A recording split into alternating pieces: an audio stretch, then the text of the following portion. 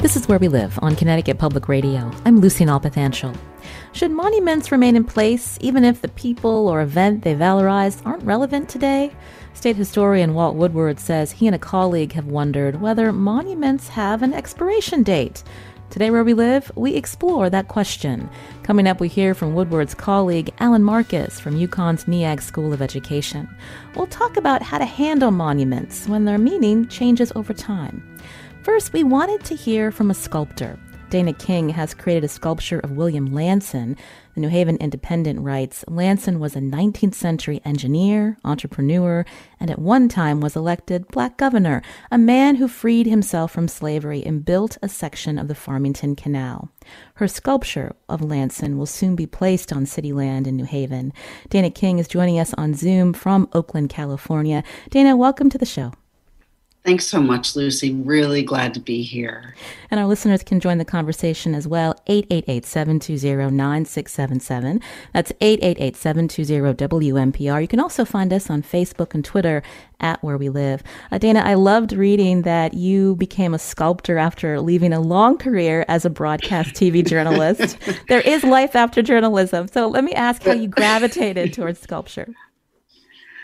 Well, I've always been an artist, but in 2008, I went back to school to get my MFA in fine art painting. And about halfway through, a friend invited me to take a weekend course with a master sculptor named Philippe Farreau.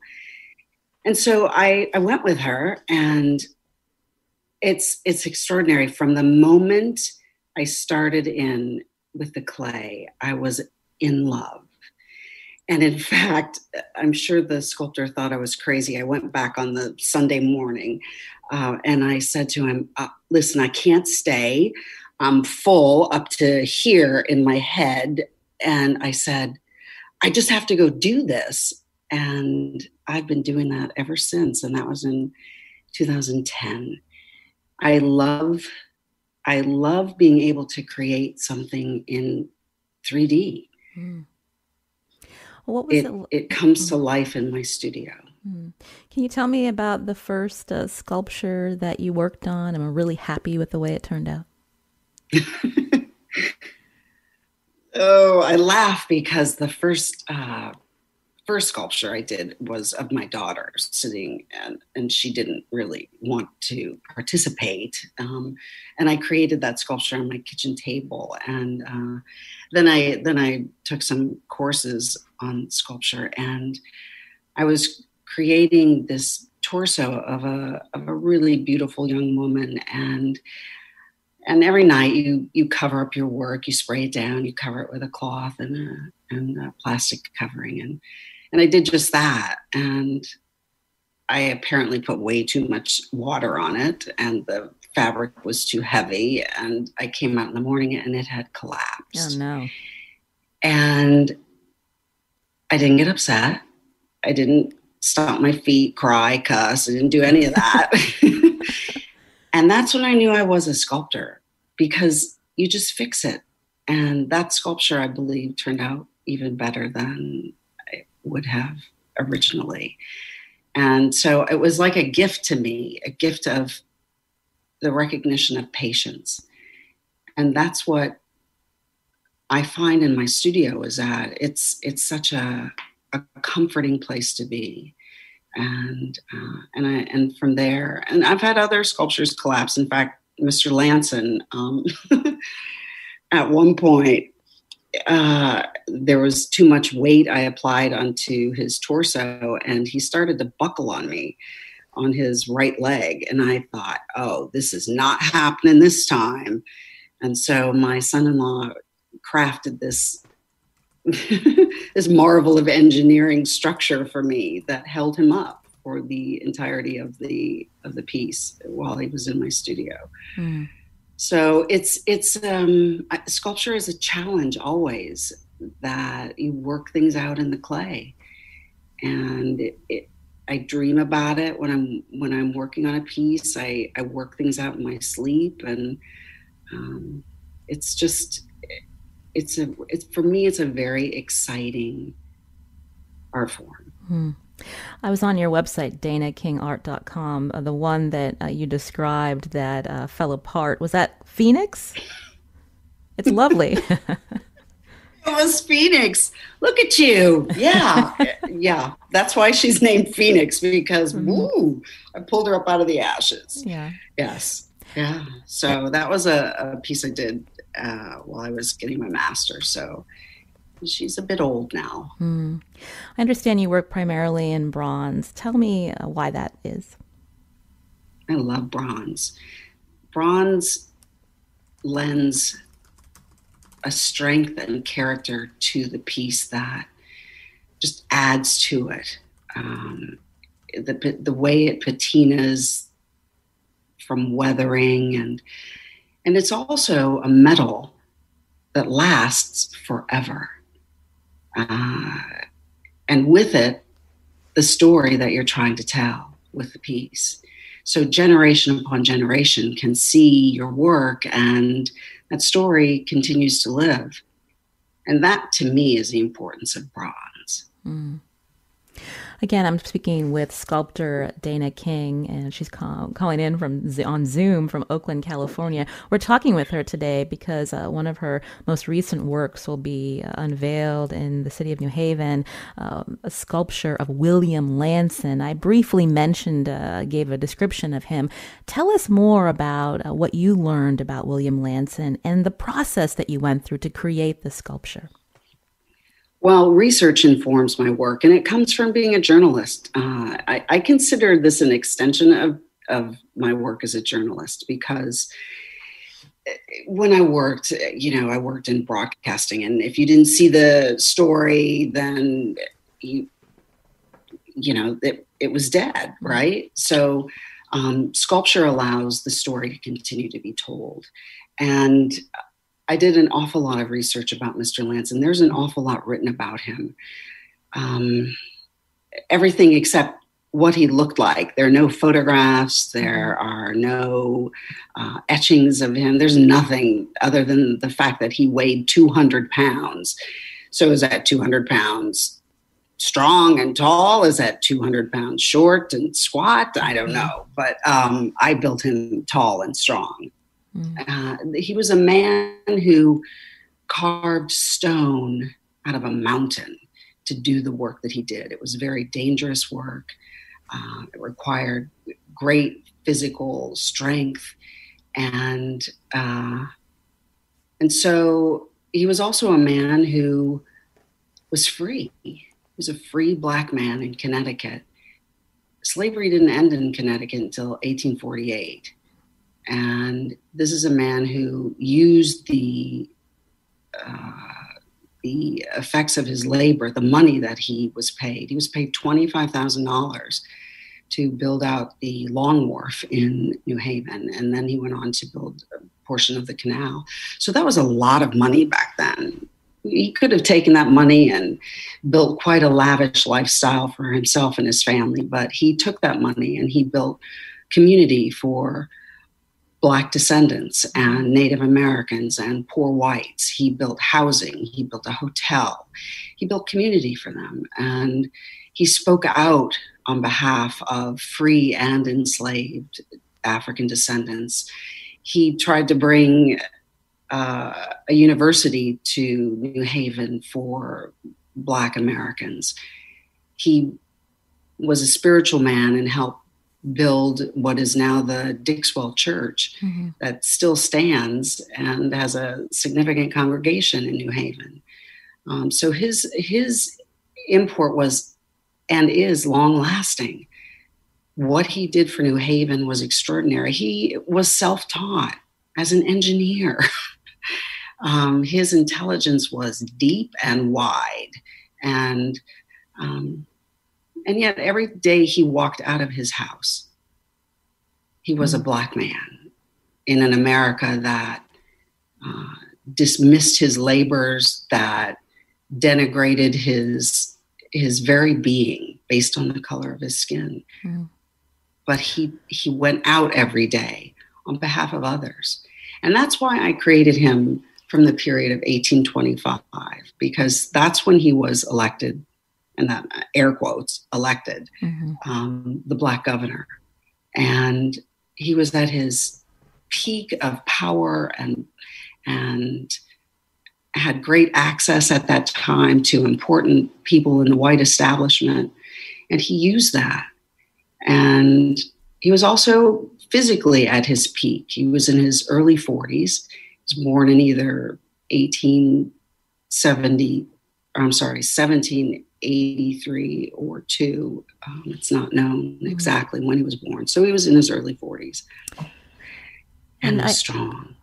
I understand that the sculpture that you created of Lanson was in your studio at the time when Minneapolis resident George Floyd was killed. And today we're talking about how the events that are happening in our society impact the way we view these monuments, some that were put up a long time ago when our values were different, when the people in power were different. When you're putting together or creating the sculpture, how are you connected to the sculpture of Lanson? And what was going through your mind while he was in your studio during the time there was all this coverage on what happened to Mr. Floyd? Yeah. You know, at that time, Ahmaud Arbery was also killed. And Breonna Taylor was killed. I'm grateful to have had Mr. Lanson in my studio at that time. And I know this sounds very weird, but he and I communed over this. And I got the feeling that, I got the deep sense that, you know, here we are 169 years after William Lanson died. He died in 1851. And we are still fighting the same battle. And that not only disturbs me, but it breaks my heart. He helped me through that period because I felt like creating him was and is my activism. My activism is to create Black bodies in bronze and to put them out in the public sphere so that those stories can be told, so that African descendants can see their memories, can touch their memories, can commune with their memories. I feel like Mr. Lanson would be right there with us in lockstep. Black Lives Matter, critical resistance, abolitionist work, defunding police, closing down prisons, and just fighting for justice. And so I asked for a design change with the Amistad Committee, which is the organization that has been fighting for more than 7 years to have this sculpture erected in New Haven. And the Amistad Committee worked in lockstep with the city of New Haven to have this done finally. But I contacted them like I had this epiphany that William Lanson can represent the struggle today. And so he's standing in a very strong pose. He has his top hat in his right arm, and he has his leg lifted up onto a piece of rock.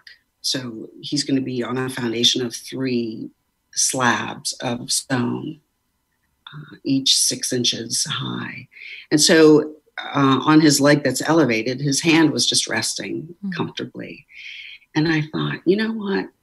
The way that his arm is positioned, his next move, if I take his hand from a resting position to a fist, would be the Black Power salute.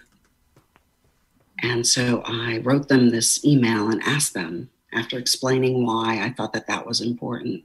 And the founder of the Amistad Committee, Alfred Martyr, wrote me back, and he said, among other things, that he would hope that someday in the future, that a child would gaze up at Mr. Lanson and ask, why is his hand in a fist? And let that marinate and hopefully come to the conclusion that it would be the Black Power fist, as his next move would be to raise his arm. Mm. And Mr. Martyr said, do it. Mm. And I got letters from other members of the committee who were in total support of that.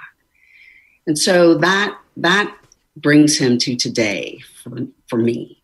And I hope for people who witness him and who see him. Dana King is a sculptor based in Oakland, California. She was commissioned to create a statue of 19th century Black New Haven resident William King Lanson. It'll be erected in the Elm City near the Farmington Canal this fall. Coming up, we're going to talk more with Dana King and also about the monuments where you live. How do you feel about statues in your town or city? You can join our conversation, 888-720-9677, or find us on Facebook and Twitter at Where We Live.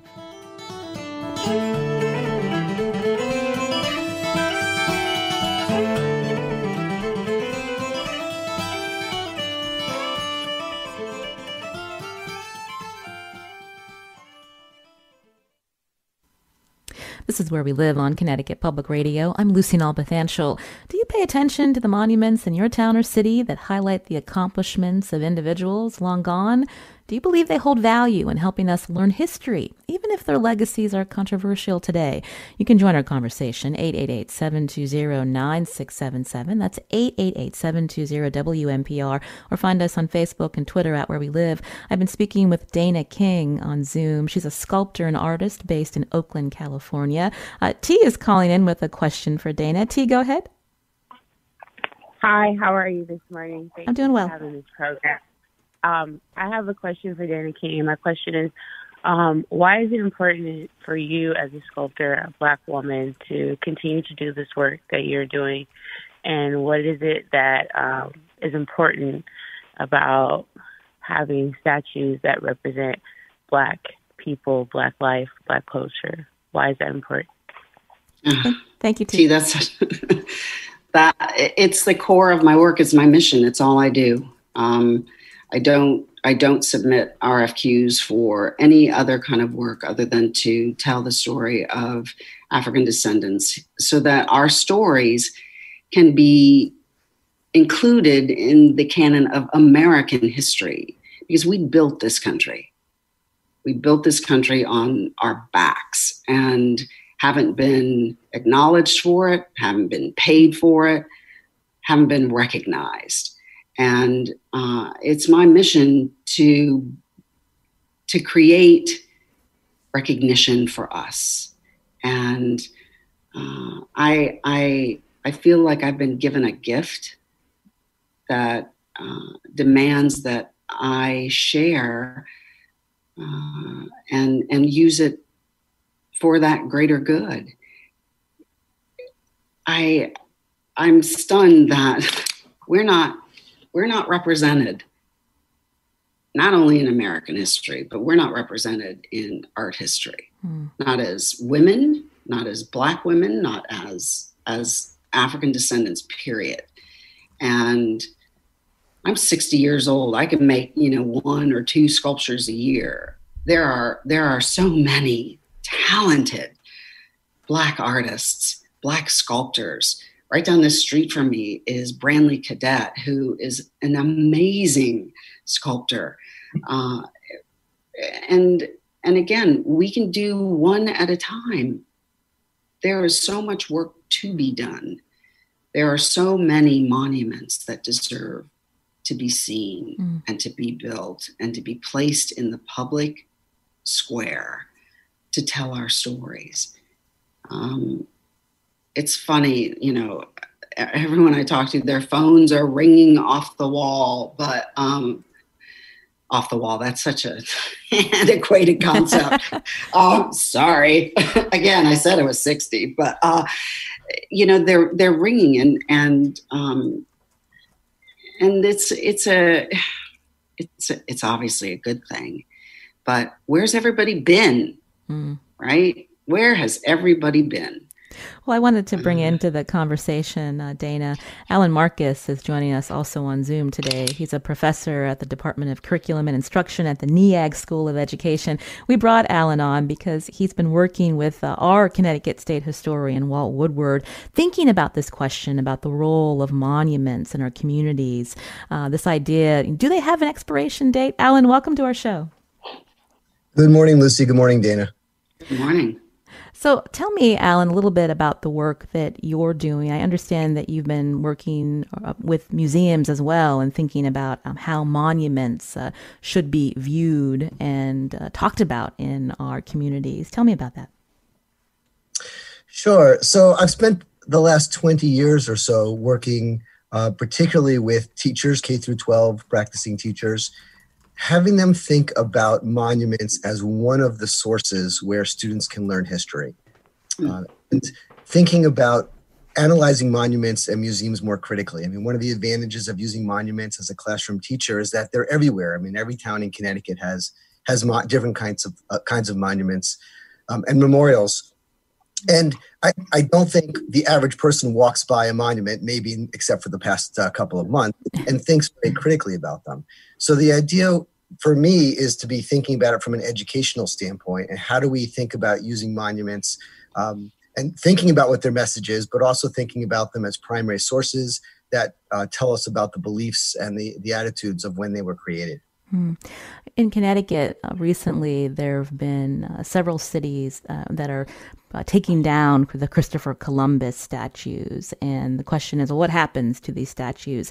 What do you believe should happen? That we repurpose them and talk about that moment in history when the statue was put up, how they may have represented the values of a person or group at the time who may be in power? And I'm just curious what you can tell us more about the thinking about what happens to these statues if they're taken down. Well, as Walt Woodward, who's my all-time favorite historian, talked about, this idea that most monuments have an expiration date. And the expiration date is not about the aesthetics of the monument or about them as a primary source, but the expiration date is about their message, their implicit or explicit message. And that's what people, I think, are objecting to. So, we can think about sort of three responses to what we do with these monuments. One is to ignore them, which I think is what has been happening up until now.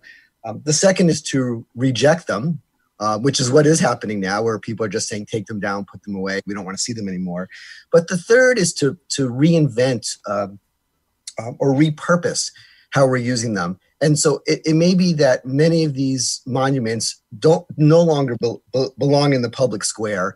I liked how Dana talked about how she named her sculpture a phoenix because it was rising from the ashes. And I think in some ways we can think about reinventing monuments and have them re-rise from the ashes by recreating what we're doing with them. So for example, I'd love to see a place like Mystic Seaport take a bunch of these Christopher Columbus statues and create an exhibition around them.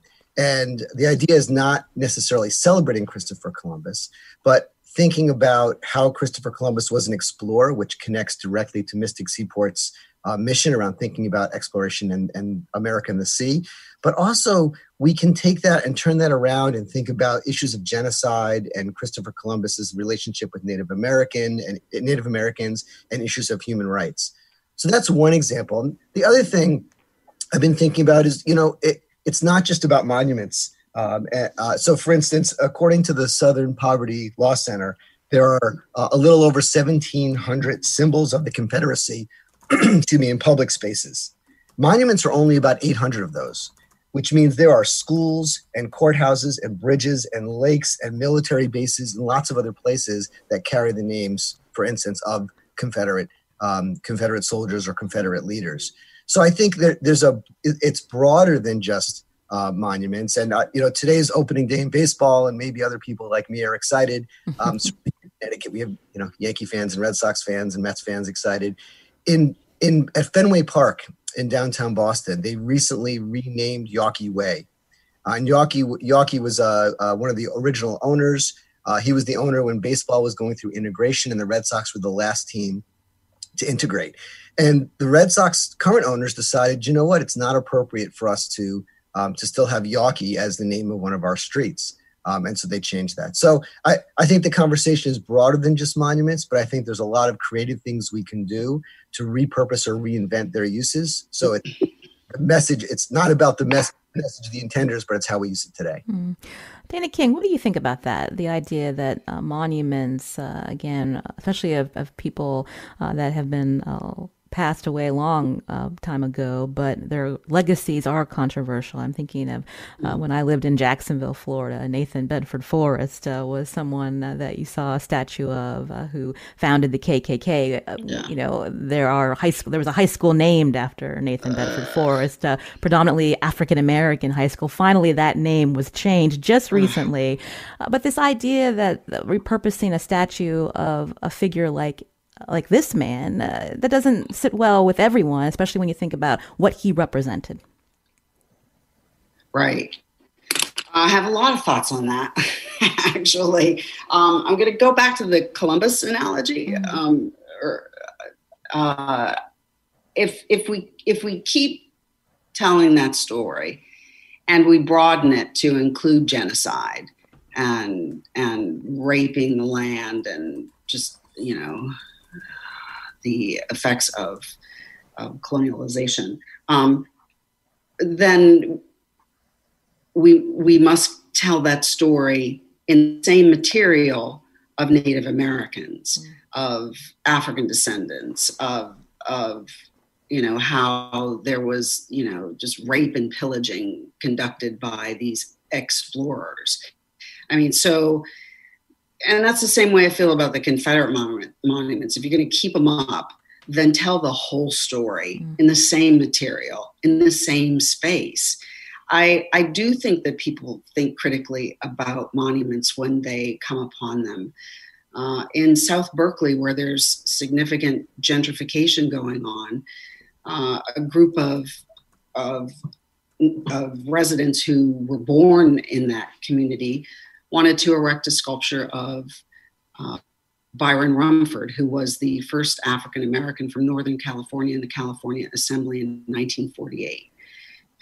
South Berkeley was 100% Black. Every business you went to was Black owned. There are people, I've talked with people who can list everyone's name of every building, store, barbershop, doctor's office, lawyer's office in along the street where Mr. Rumford had his pharmacy.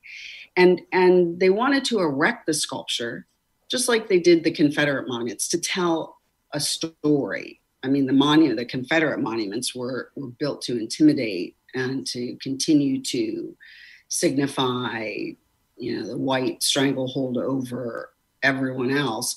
But they wanted to build Mr. Rumford so that the new residents in the community understood the deep history of the neighborhoods that they were moving into, that there was strength and community and great wealth and power in those communities before they were gentrified.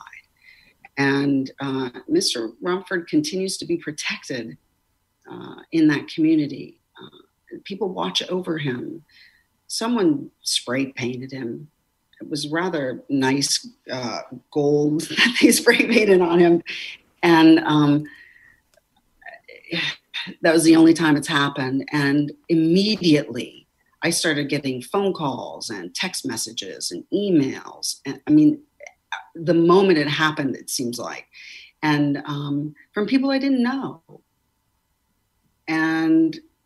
And he was fixed. So I say all that to say that there is a way to continue to tell the story of history and broaden it to make it the entire story.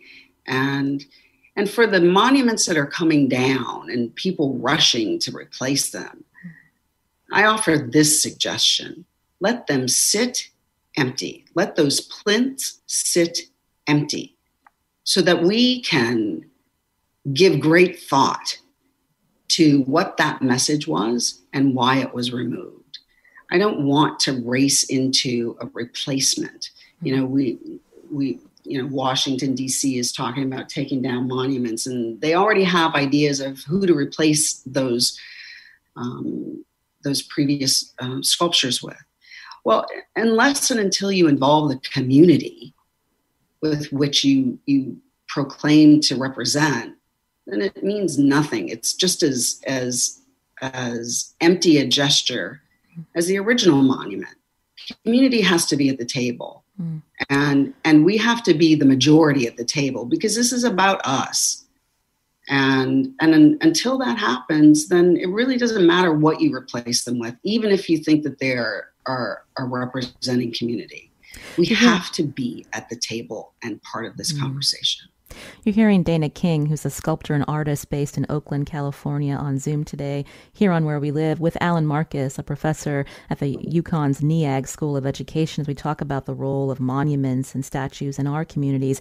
You can join us, too. Find us on Facebook and Twitter at Where We Live. Alan, I wanted to ask you what your response would be to what should replace statues.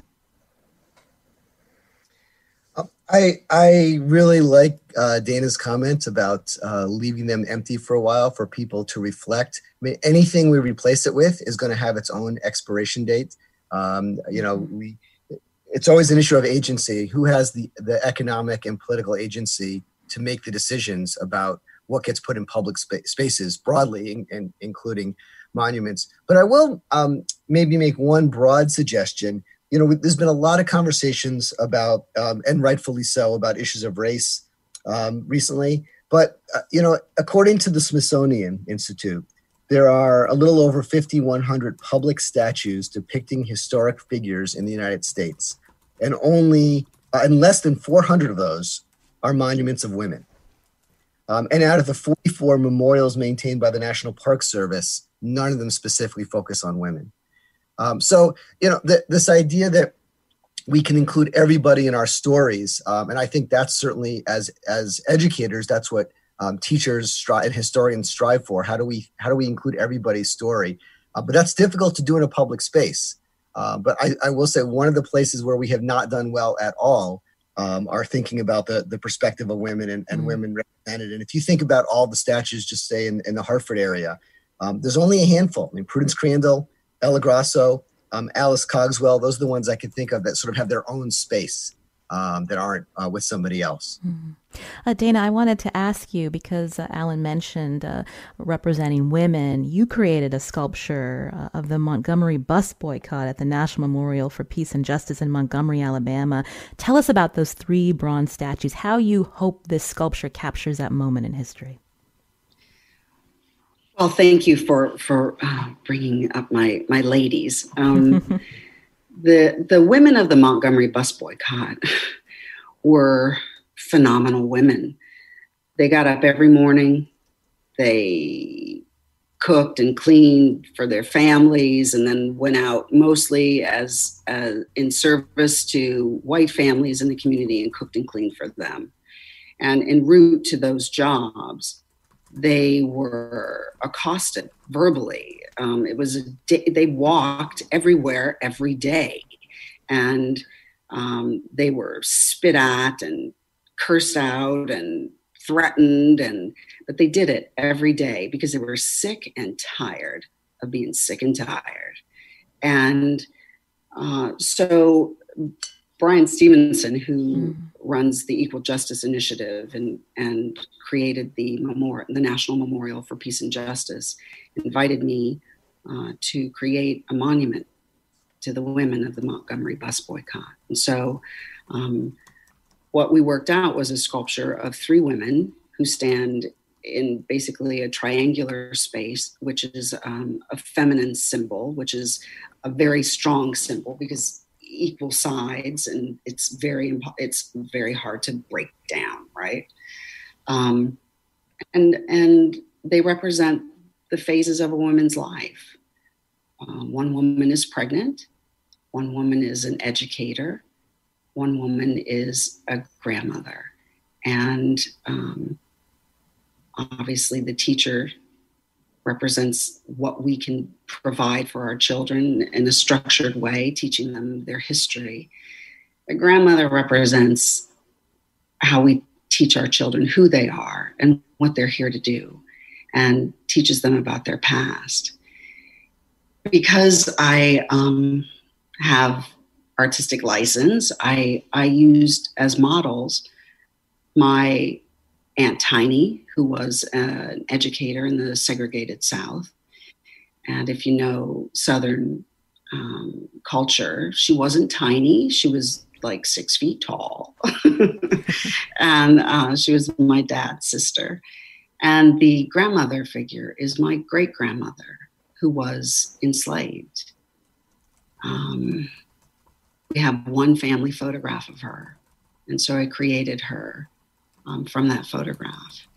And it's the story of the women of the Montgomery bus boycott, but it's the story of women in general, that we fight, we struggle, we nurture, we love, we shelter, we provide comfort, and we provide strength. And that's what these women represent. And to Alan's point about the 5,100 monuments in the country, and so few of them are of women, the city of San Francisco decided to do something about its imbalance of women in statuary in the city. And the first sculpture that they wanted created was one of Maya Angelou, Dr. Maya Angelou. And it's such an exciting journey, but yet it's so fraught with disappointment, because what has happened is that statue's it hasn't been created yet, because the system established to select artists fell flat on its face and dismissed the actual labor and effort of a Black artist, a Black female artist, and canceled the decision, even though she was selected to create that art. And it's become this mess, and there's no reason for it. We ought to be able to honor our women, and I would like to suggest by women who sculpt. And it's just, we're getting nowhere fast because of the political climate that we're in. We're getting nowhere fast because of systemic racism in cities and universities and housing and food growth and in every system. And it's very frustrating. And if you're interested in that story, you can go to the website See Black Women, and it will explain everything about what's happening in San Francisco with the San Francisco Art Commission. Lucy, go ahead, Alan. Yeah, I think it's whatever we put in these public spaces, whatever we replace something with, it's still going to generate controversy. It's not like we're going to find something neutral that everybody likes. So even something as simple as 9/11 and creating memorials for 9/11, there's over 30 memorials in Connecticut for victims of 9/11, and some of them were very controversial. In Greenwich, Connecticut, the first memorial was put out on an island, which was inaccessible in winter, and they had debates. Do they include the names of everyone who's from Greenwich or just the people who were living there at the time?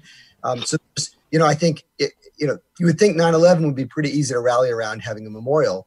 But so I think whatever we replace, we have to expect that not everyone's going to be happy. And then how do you make decisions that are sort of in the best interest of the common good? Well, you've given us both a lot to think about, again, in this conversation, this debate that won't go away, not only in our state, but across our nation. But I want to thank sculptor Dana King for joining us today from Oakland, California. Again, listeners can see her work at danakingart.com. I can't wait to see your statue of William Lanson in person in New Haven, hopefully in a few months. Dana, thank you so much. Thank you, Lucy. I appreciate you, and I'm happy to have been here. And Alan Marcus, thank you for your time today, professor at UConn's NEAG School of Education, again joining us today on Zoom. After the break, we're going to talk more about how public spaces, how they should be designed, thinking about the community and the moment that we're going through right now in our nation's history. You can join us too. Find us on Facebook and Twitter at Where We Live.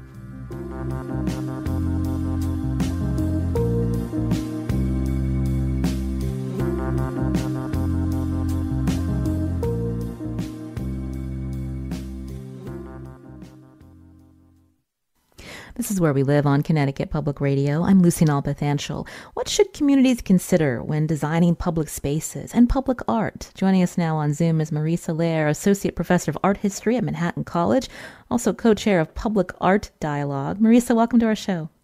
Thank you, Lucy. So a really interesting discussion with our previous guests about statues that have long been in our communities and how and whether they should be replaced. So when we think about designing spaces and including public art, what should be some factors that communities consider, Marisa? I think some of the factors are points that both Dana and Alan touched on, this idea of not rushing in to design and place a particular subject in the space and to have very long conversations about both the site and the subject. And the other, I think, to consider is just the way that the process unfolds. There's different ways of commissioning public art, and it's important to hear from a multitude of both community members, but also specialists in the field of public art.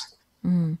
When I think of public spaces, maybe designing something that's more immersive, that could be both permanent and changeable. Are there examples of that today that would be good models for us here in Connecticut as people consider taking down monuments of controversial figures? Absolutely. There's been a lot of creative responses to these kind of seemingly permanent monuments in terms of even just the Robert E. Lee sculpture in Virginia with projections, which completely alter the subject and content of the monument. So there's been a lot of projections and commemorations of John Lewis and the Black Lives Matter movement. But there's also other projects that I think Connecticut could actually look towards as well. Melissa Calderon is an artist who created a monument to the sports hero and humanitarian Roberto Clemente, and was just recently installed in the Bronx. And she actually uses materials that your first guest, Dana King, was discussing in terms of the idea of the strength of bronze and how bronze is able to kind of continue this story. But rather than creating a figure of Roberto Clemente, she actually has created Roberto Clemente's chair out of bronze. It's a chair that is surrounded by sugarcane, and people can actually sit. It's on the ground level. It's not on a plinth, or it's not high up. And it's actually, people can sit and experience Roberto Clemente's chair. And I think there's something, as you were saying, something very interactive. It's actually a public artwork that both memorializes this incredible figure, but also allows people to kind of actually be part of the public space as opposed to just looking in public space. We were talking about statues, again, whether they're Confederate statues or statues of Christopher Columbus or even of political leaders, mostly men, throughout our history that people are taking a second look at. When we think about political movements today, not necessarily led by one person, one man. And so this idea of maybe designing public art in that way, where you're not just putting up a figure, but as you mentioned, a chair, and having people be more reflective of what this means. Absolutely. I think, I want to echo Dana's sentiments on that.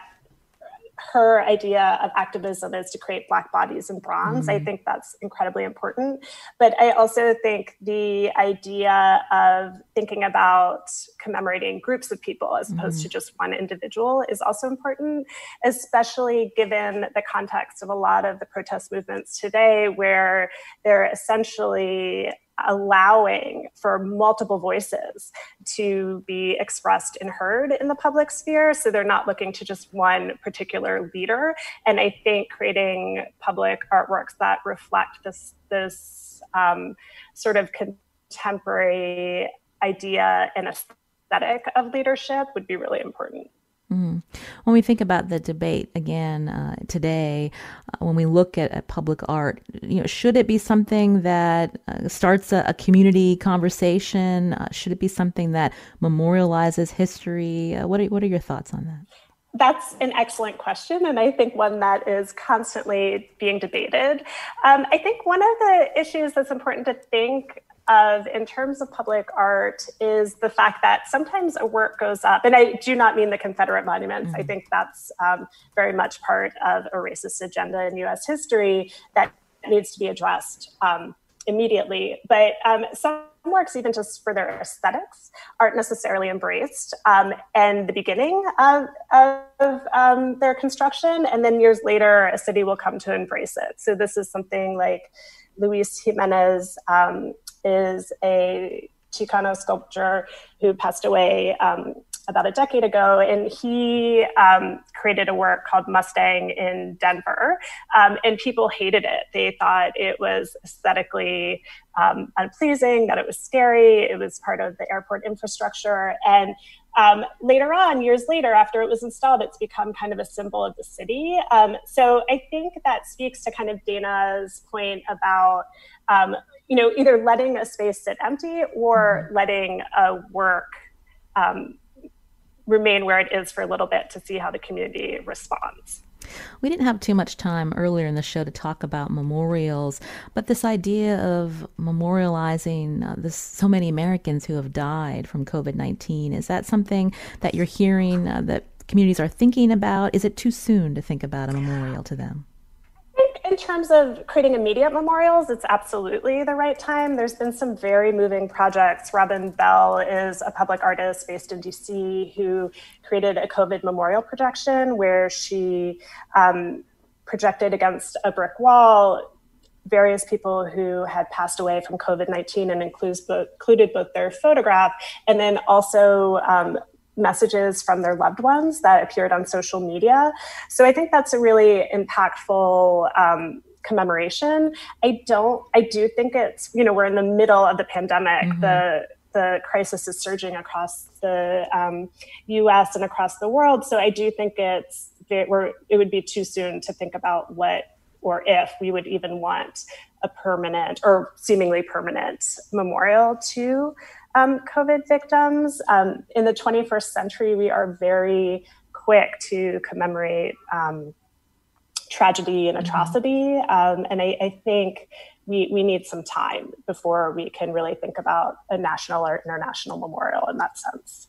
Well, I want to thank Marisa Lair again for joining us today, Associate Professor of Art History at Manhattan College and Co-Chair of Public Art Dialogue.